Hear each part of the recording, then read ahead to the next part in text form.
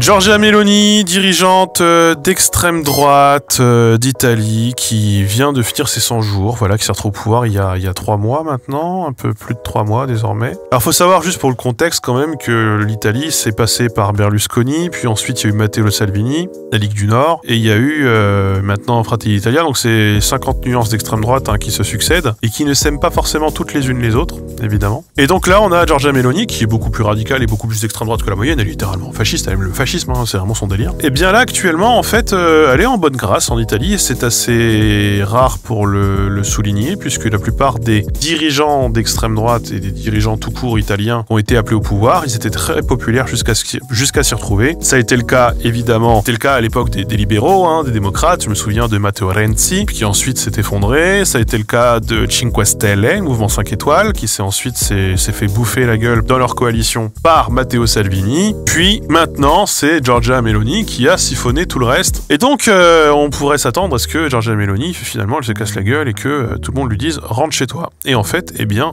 le gouvernement Meloni est crédité à 48% d'opinion favorable, ce qui est beaucoup, c'est plus que Macron, je crois, en France, par exemple, alors qu'elle n'a été élue qu'avec 23% des suffrages. Littéralement un succès. Les informations répètent en boucle les bons résultats économiques qui ne sont pas forcément imputables à Giorgia Meloni, mais quand même. Donc le chômage est en baisse, la dette est en baisse, tout ça dans un contexte inflationniste, alors qu'à côté tout va mal. Il y a eu des régionales qui ont eu lieu. Ils voulaient notamment gagner la Lombardie et le Latium, donc la région de Rome, et qui sont deux bastions de droite. Effectivement, ils ont fait de très bons résultats dans ces deux régions, l'extrême droite, et donc ils font des poussées dans ces régions-là. Même s'il y a, on en parlera après, même si c'est quand même corrélé à un fort taux d'abstention. Pour l'instant, le pays est en train de se dire, en fait, le fascisme c'est pas plus mal, ce qui, bon, évidemment, est très contestable. Mais ça s'est fait quand même au prix de très très nombreuses concessions de la part de l'extrême droite en Italie qui, en fait, oh là là, surprise, s'est mis à gouverner comme des libéraux, comme les libéraux, et même d'ailleurs comme en partie Mario Draghi, qui est l'ancien président du Conseil et qui était l'ancien président de la Banque Centrale Européenne, qui avait été placé à la tête du pays en 2020 pour la crise Covid. Et donc, en fait, si Giorgia Meloni, elle s'en sort pas plus mal, c'est peut-être aussi parce qu'elle s'est vraiment assise sur, en fait, tout son programme, tout simplement. Notamment, l'euroscepticisme, l'Italie qui était, Giorgia Meloni qui est très contre l'Union Européenne, comme d'ailleurs peut l'être le Front National ou le Rassemblement National en France. Et bien désormais, l'Italie compte très très fortement sur le plan de relance de l'Union Européenne et sur l'euro. Il est plus du tout question de quitter l'euro. En fait, l'euro, ils aiment bien maintenant désormais. Giorgia Meloni, pendant sa campagne, soutenait Vladimir Poutine et soutenait la Russie. Désormais, virage à 180 degrés. L'Italie soutient ouvertement l'Ukraine. On est quand même sur... parce que l'Italie n'a surtout pas envie de se mettre à mal ni ni l'Union Européenne, ni l'OTAN. Tiens, alors, très étrange. Et sur les questions du budget et les questions économiques, eh bien, ils ont repris... Les fascistes ont repris littéralement le même ministre de l'économie que Mario Draghi. Et globalement, elle paraît très très modérée et les libéraux sont tout à fait rassurés. Les bourgeois sont tout à fait rassurés. C'est magique. C'est magique. En fait, elle s'est mise à gouverner comme un Macron gouvernerait. Incroyable. Incroyable. Donc, malgré tout, un Macron avec quand même des relents, évidemment, tout à fait fascistes, évidemment. C'est-à-dire que là, par exemple, la grosse mesure, par contre, sur laquelle elle n'a pas transigé, si jamais il y a eu des concessions qui ont été faites sur l'Europe, sur l'euro, sur le soutien à Poutine, sur le